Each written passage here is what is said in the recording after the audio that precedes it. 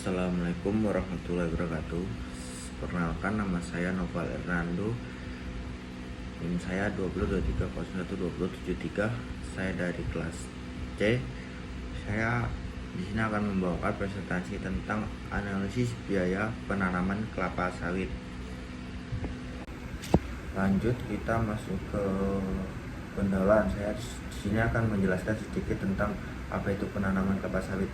Perkebunan kelapa sawit merupakan salah satu sektor yang sangat penting dalam perekonomian Indonesia, baik dari segi produksi minyak kelapa sawit yang menjadi komoditas ekspor utama maupun dari segi penyediaan lapangan kerja berbagai daerah. Namun keberhasilan dalam usaha perkebunan kelapa sawit sangatlah dipengaruhi oleh berbagai faktor, termasuk diantaranya adalah biaya penanaman yang dikeluarkan pada tahap awal.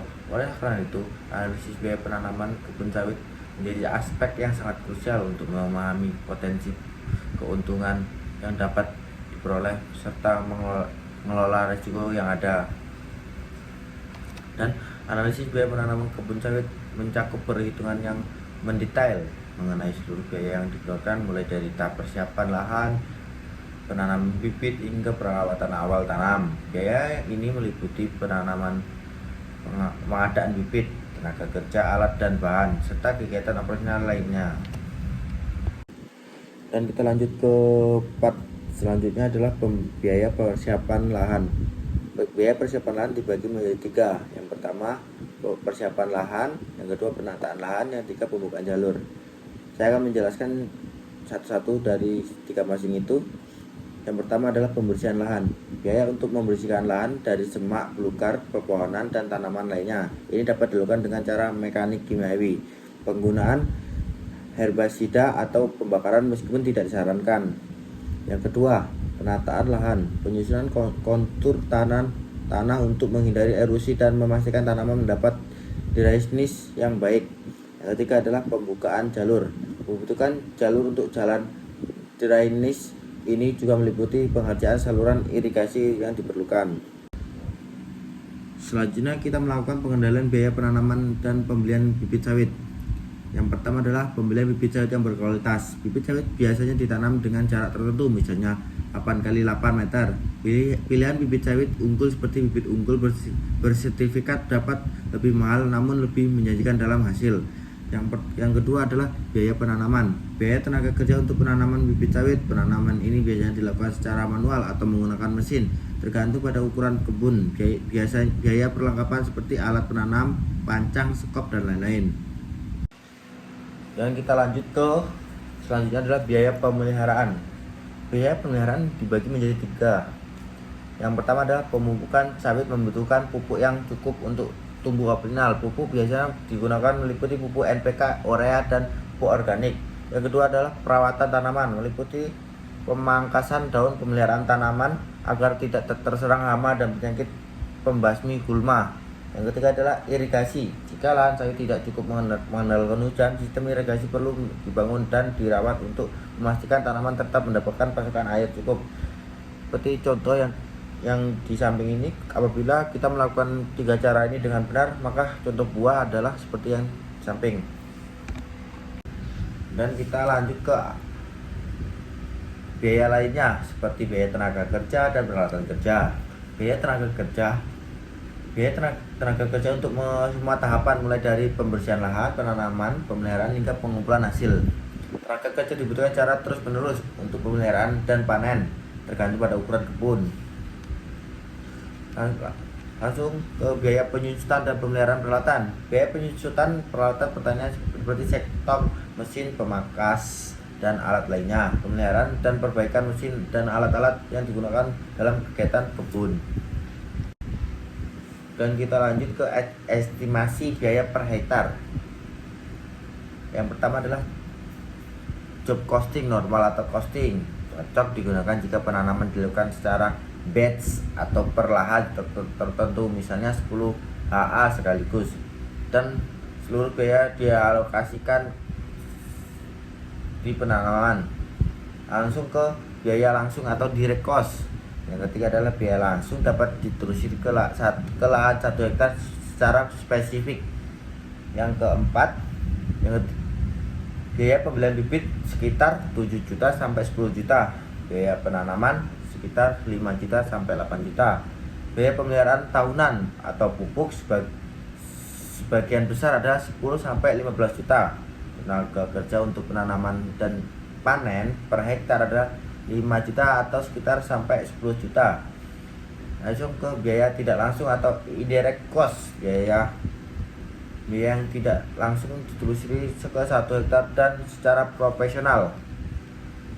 Biaya persiapan lahan secara massal 10 juta hingga 20 juta. Inspektur atau jalan irigasi drainase atau sekitar 5 juta sampai 10 juta. Biaya tenaga kerja supervisi transportasi alat, penyusunan alat dan alat berat. Lanjut ke activity base atau costing ABCD. Cocok digunakan untuk usaha besar atau perusahaan sawit yang memiliki banyak aktivitas dan ingin mengalokasikan biaya tidak langsung secara lebih akurat. Biaya langsung sama seperti pada job costing karena biaya ini memang langsung berhubungan dengan 1 hektar. Bibit, penanaman pupuk, tenaga kerja, panen. Biaya tidak langsung dialokasikan melalui aktivitas dalam pendekatan ABC.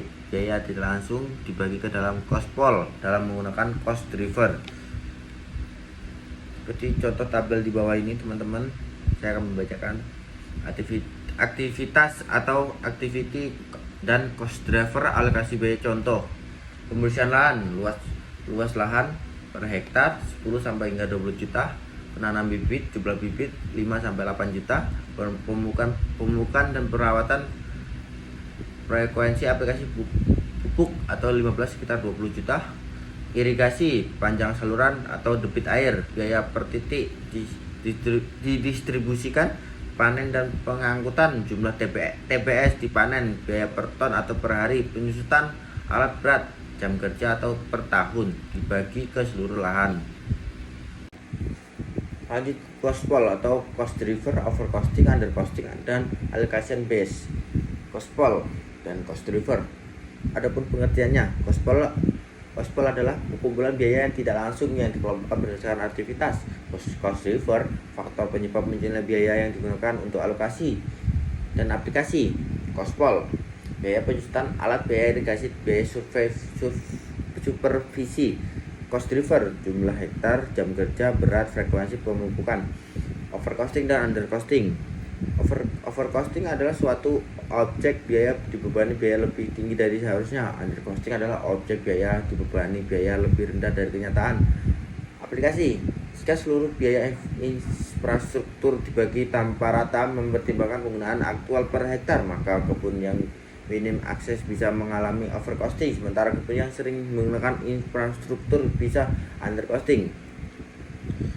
Allocation base, dasar alokasi. Pengertian adalah ukuran atau metode yang digunakan untuk membagi biaya tidak langsung ke objek biaya. Aplikasi contoh allocation base dalam penanaman kelapa sawit. Lanjut ke overcosting dan undercosting. Contoh overcosting, misalnya kebun A berada di lokasi datar dekat jalan utama. Biaya infrastruktur dan irigasi yang dibebankan sekitar 10 juta maksimum. Pada kebun A tidak menggunakan banyak infrastruktur. Akibatnya biaya per hektar terlihat lebih tinggi dari realitas. Dan overcosting, margin keuntungan menurun secara tidak akurat.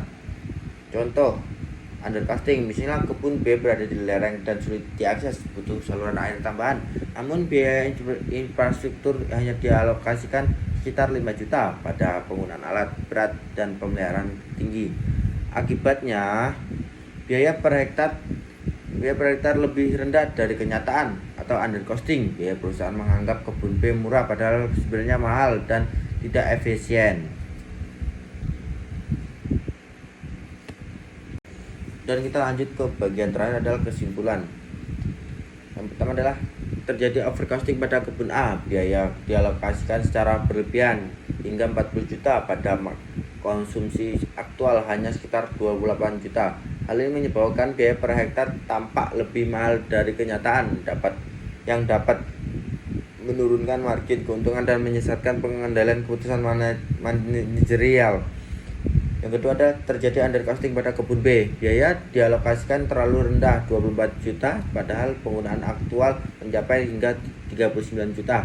Hal ini membuat biaya per hektar terlihat efisien padahal sebenarnya membutuhkan banyak sumber daya sehingga potensi kerugiannya tersembunyi. Yang ketiga adalah penyebab utama. Pembebanan biaya tidak langsung seperti infrastruktur, alat berat, dan irigasi dilakukan tanpa mempertimbangkan tingkah konsumsi aktual seperti setiap kebun. Solusi adalah diperlukan penerapan sistem activity atau based costing ABC yang mengalokasikan biaya berdasarkan aktivitas aktual atau cost driver seperti luas lahan, panjang saluran irigasi, jam kerja alat, frekuensi pemeliharaan. Dengan alokasi biaya akurat, perusahaan dapat menghindari kesalahan estimasi probabilitas lahan, mengambil keputusan investasi dan perawatan yang lebih tepat, meningkatkan efisien dan pengendalian biaya per hektar. Sedikit pesan dari saya, jangan pernah malu menjadi petani muda. Sekian dan terima kasih. Bila ada tutur kata yang kurang pas atau kurang mengenakan, saya mohon maaf sebesar-besarnya. Assalamualaikum.